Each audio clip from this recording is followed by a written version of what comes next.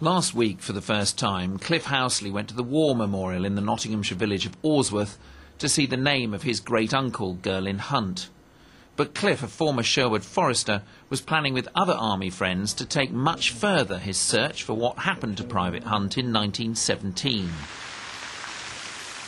In Ypres in Belgium, Cliff joined with another ex-forester, Eddie Edwards, and Major John Cotterell, a serving officer, to visit the famous sites like the Menin Gate, where many Nottinghamshire and Derbyshire men of the Great War are remembered.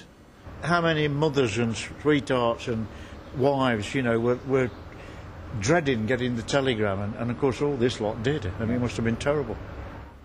But it's to the battlefield east of Ypres they're keenest to return. Here still are some of the shell splinters, bunkers and trenches from the war.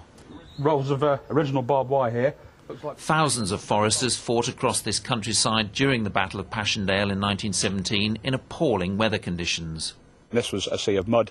They got sucked down in the mud, and there are many stories of men pleading to be shot as they sank up to their neck in mud, unwounded men saying who couldn't be got out, and they'd say, you know, don't let me die like this, shoot me, and on some occasions that's what happened.